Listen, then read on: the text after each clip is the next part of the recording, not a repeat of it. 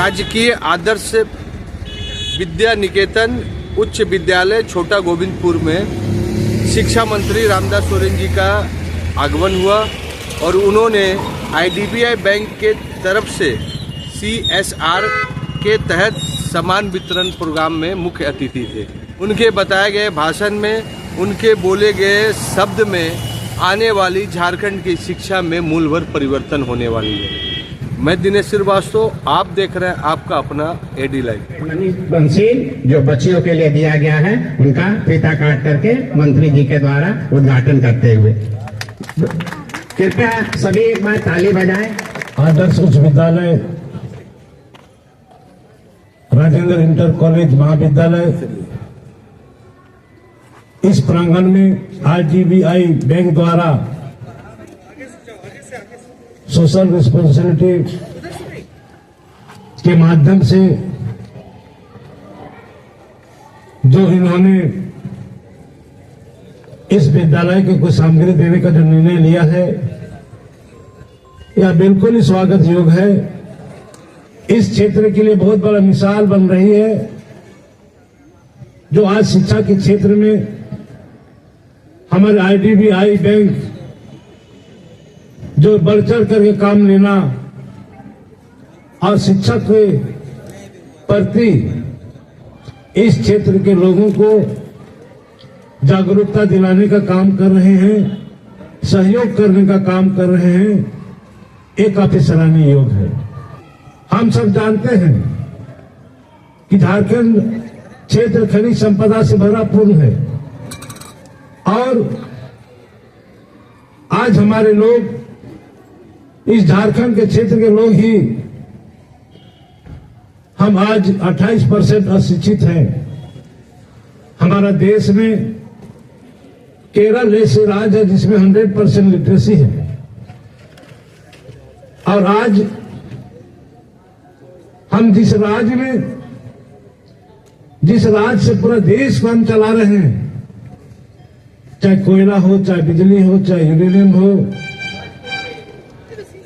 चाहे लोहा हो, बॉक्साइड हो, किसी न किसी रूप से पूरा देश का हमारे झारखंड राज्य के साथ उसका संबंध है, तभी उस राज्य का विकसित होना, विकास हो रहा है। हमारा राज्य से सहयोग लिए बिना उसका एक बल्ब नहीं जल पाएगा। आज यहाँ के लोग हम गरीब हैं, यहाँ के लोग हम अशिक्षित हैं, इसलिए आज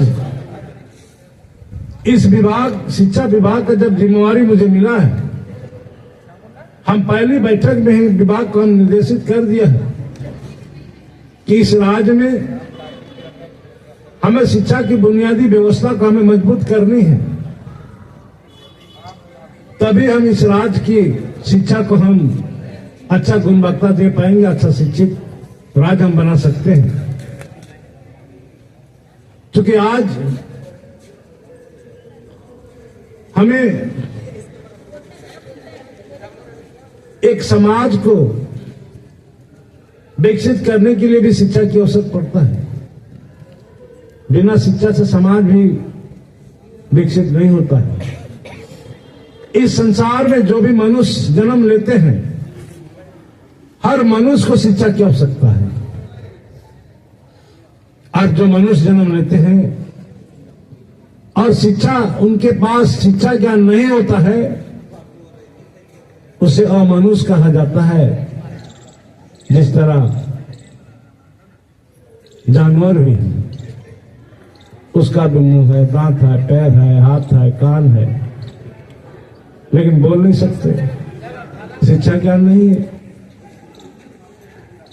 यदि आप संसार में मनुष्य का जन्म लिए हैं, एक मनुष्य का जैसे आपको काम करने की जरूरत है, जो मनुष्य जैसे काम करता है।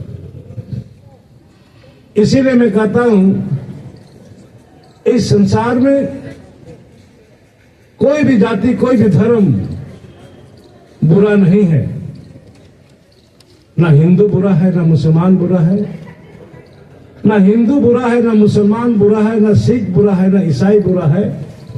जिस इंसान पर इंसानियत नहीं है वही बुराई है।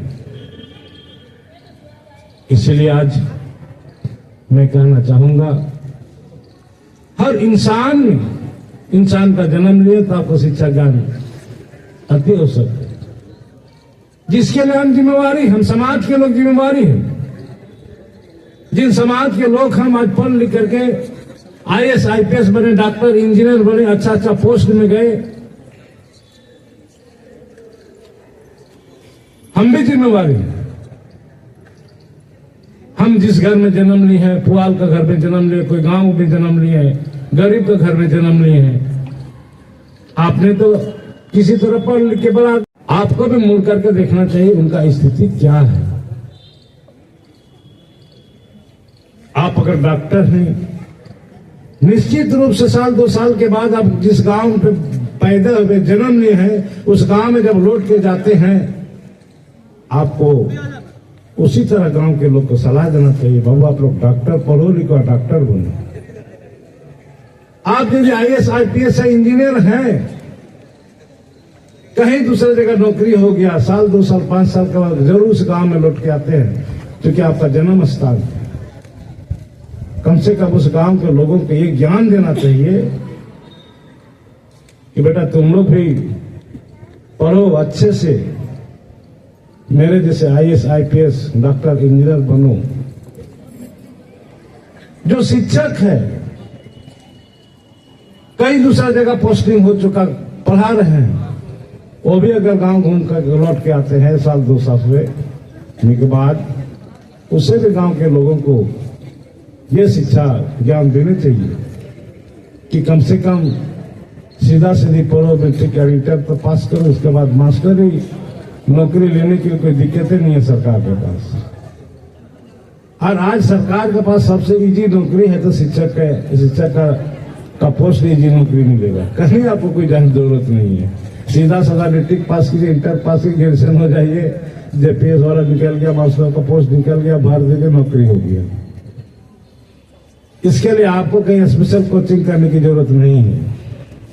अगर IAS IPS डॉक्टर इंजीनियर के लिए स्पेशल आपको कोचिंग करने की जरूरत है, क्योंकि पूरा वर्ल्ड लेवल, इंडिया लेवल में कॉम्पिटिशन में आपको भाग लेना पड़ता है, बैठना पड़ता है। उसमें आप मेरिट में आते हैं, तब आप उसको मौका मिलेगा। इसीलिए आज मैं कहना चाहूंगा कि आज मैंने अपने विभाग को सारे को दुरुस्त कर दिया हूं कि आज हमारा निचले स्तर का जो शिक्षा की बुनियाद है उसको हर हाल में मजबूत करना है। और निचले शिक्षा का निचले स्तर क्या है? प्रखंड स्तर में मॉडल स्कूल है, 1 क्लास इंग्लिश मीडियम का पढ़ाई शुरू हो रहा है, वहाँ अच्छा शिक्षक होना चाहिए, ट्रेंड शिक्षक होना चाहिए, बच्चे के अनुपात शिक्षक होना चाहिए, अच्छा बिल्डिंग होना चाहिए, उसका साइंस का ये सब होना चाहिए। तो आज इसी तरह प्रखंड लेवल में नवोदय विद्यालय है, आदर्श विद्यालय है, ये तमाम विद्यालयों को, जैसे अभी हमारे भाई ने कहा कि यहाँ पर CM स्कूल ऑफ एक्सीलेंस जो है होना चाहिए। निश्चित तौर पर इसी के लिए हम लोग, हमारी राज्य का मुख्यमंत्री माननीय हेमंत सोरेन के एक CM स्कूल ऑफ एक्सीलेंस खोलना उनका एक ड्रीम सोच था, ड्रीम प्रोजेक्ट रहा है। क्योंकि हम लोग जानते हैं कि आज कहीं पर भी हमें नौकरी तब मिलेगा जब हमें कंपटीशन में हमको बैठना पड़ता है। और कंपटीशन में तब हम आते हैं, पास हो जाएंगे, जब उस जो क्वेश्चन आता है उस क्वेश्चन में हम लिख सके। और क्वेश्चन सबसे ज्यादा 80% क्वेश्चन जो CBSE पैटर्न से क्वेश्चन आता है। कहीं भी कंपटीशन बैठिए, चाहे बैंक का नौकरी में बैठिए, चाहे रेलवे का नौकरी में बैठिए, चाहे IAS IPS डॉक्टर इंजीनियर का क्वालिफाई के लिए आप बैठिए, CBSE पैटर्न से ही ज्यादा क्वेश्चन आता है। और हम CBSE पैटर्न नहीं पढ़ते हैं, हमारे झारखंड के लोग छटा जाते हैं, फेल हो जाते हैं, नहीं जाते हैं, 1-2 बार देख लिया, बाद में छोड़ दिया। इसीलिए आज हम पूरे राज्य में 80 को CM स्कूल ऑफ एक्सीलेंस हम खोलने हैं वर्तमान में। और भी विशेष परिस्थिति में जहां बिल्डिंग है उसी बिल्डिंग में खोले, नया बिल्डिंग बना करके मत कई 2-4 कोई जगह है कि हम नया बिल्डिंग बना के खोले, न तो पुराना स्कूल में ही हम उसको खोल के चला रहे हैं। लेकिन उसके बाद अभी हमारी योजना तुरंत 80 के बाद फिर 80 स्कूल फिर हम खोलने जा रहे हैं बहुत जल्दी। पूरे राज्य में फिर सेम स्कूल और एक्सीलेंस और 80 को खोलने जा रहे हैं, बहुत जल्दी हम खोलने जा रहे हैं, जिसपर परितोष जी यहाँ के पार्षद जी ने बताया मुझे मालूम है, इसकी सारी जानकारी मैं प्राप्त कर चुका हूं। सारी अभी जहां पर सीएम स्कूल ऑफ एक्सीलेंस हम खोले हैं उस जगह में पूर्ण रूप से हम पहरेदारी नहीं दे पा रहे, किसी एजेंसी को दिया गया, एजेंसी कहीं कहीं छोड़ दिया, वैसे नहीं चलेगा। यहां पर वहां पर एक माली की भी जरूरत है, वचन गार्ड की जरूरत है। इतना कीमती सामान, कंप्यूटर सब है, लैपटॉप सब है, बिल्डिंग में करोड़ों रुपया का सामग्री सब है, उसका भी पहरेदारी होने की जरूरत है। हालांकि हमारी सरकार ने शुरू कर दी है, लेकिन पूर्ण रूप से व्यवस्था अभी हर विद्यालय में नहीं है, जिसमें हम आदेश कर दिए हैं किसी भी हमारा सीएम स्कूल ऑफ एक्सीलेंस में किसी तरह का कमी नहीं होनी चाहिए, चाहे शिक्षक की हो, चाहे पहरेदारी की हो, चाहे किसी भी चीज का वहां कमी नहीं होना चाहिए। तो आज हम महसूस किए कि आज हम जमशेदपुर पूर्वी सिंहभूम जिला में बिष्टुपुर और करंडी स्थिति हम सीमित रखे बरमाइश में स्कूल को हम खोले हैं, लेकिन जगह नहीं होने के कारण इसको हमें चलाना है, खोलनी है। हम तो खोल तो दिए, लेकिन आज इससे हमारे इस जिला के अभिभावक बच्चों को फायदा नहीं मिल रहा है, जो भंगड़ागुड़ा में, चकुरिया में, घाटशिला में, डुमरिया में है, और कैसे यहाँ पर घाटशिला में आकर के पढ़ाई करेंगे, लौटेंगे, चलेंगे। हॉस्टल की व्यवस्था नहीं है, हॉस्टल की व्यवस्था रहता चलो ठीक है, हम तो वहां तक पहुंचे ही नहीं। हमको स्कूल खोलना है, हम खोल दिए, अभी बढ़ाना है, बढ़ा रहे हैं। तो ये सारी चीज प्रक्रिया में है। और जहां तक अभी हमारे इस राज्य में शिक्षा विभाग में एक बहुत बड़ी सी चुनौती है, हमारे शिक्षा विभाग पर एक दाग लगा हुआ है झारखंड में। झारखंड अलग राज्य में 24 वर्ष हो गया। इन 24 वर्षों में शिक्षा विभाग में जो दाग लगा हुआ उसको छुड़वाने की जरूरत, जंग लगा हुआ है, वो ऐसे जंग लगा हुआ है, मुझे लगता है कि हमको उस जंग को छुड़ाने में काफी समय लगेगा। आज शिक्षक की कमी है, और जिसको तुरंत, जो सुप्रीम कोर्ट में केस पेंडिंग था, हमने विभाग को, सचिव को बोला कि तुरंत आप उसको प्रे कीजिए, नहीं सुप्रीम कोर्ट का, हाई कोर्ट का केस देगा, पेंडिंग होने पर 20 साल तक पेंडिंग रह जाएगा। हम फिर उसको प्रे कराया, प्रे करने के बाद हमारा 5वां डिसीजन आया, 26,000 शिक्षक का तुरंत बहाली कर शुरू कर, प्रक्रिया शुरू कर देंगे। इसके बाद और 26,000 हम बहाली करेंगे, यही खत्म नहीं हो रहा। 26,000 बहाली का और 26,000 बहाली करेंगे। हमारी जनजातीय क्षेत्रीय भाषा से 10,000 शिक्षक बहाली करेंगे, उसका प्रक्रिया हम शुरू कर दिया। हमारे इस क्षेत्र में, इस पूरे राज्य में हमारा माध्यमिक विद्यालय जितने भी स्कूल है, उस स्कूल को पूर्ण रूप से हर तरह का उसका सुविधा मिलना चाहिए। उसका बिल्डिंग बने होना चाहिए, रंगाई पुताई होना चाहिए, लेटरिन बाथरूम होना चाहिए, 4 दीवारी होना चाहिए। हमने विभाग को निर्देश कर दिया। जितने आवासीय विद्यालय है वो तो बिना, लगता था कि बिना गार्जियन के स्कूल चल रहा है, अभी उसको सीधा पूरा टाइट कर दिया। और हर जिला, हर प्रखंड में नोडल पदाधिकारी बहाल करा दिए। केवल शिक्षा के बोलते, वो शिक्षा ही देखेगा, नोडल पदाधिकारी बहाल करवा दिए।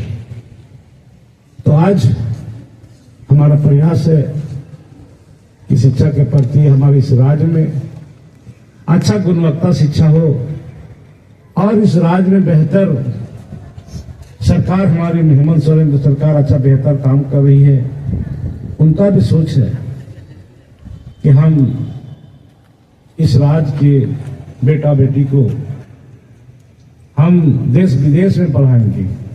हम लोगों ने कैबिनेट में निर्णय लिया है कि हर साल 50 छात्र छात्राओं को विदेश हम भेजेंगे, भेज रहे हैं हम लोग। एक बच्चे पर 25 लाख रुपए खर्चा हो रहा है और वह विदेश से पढ़ के आने के बाद झारखंड का भूमिपुत्र, झारखंड का बेटा, इस झारखंड को संचालित करने में उनका अहम भूमिका होगा।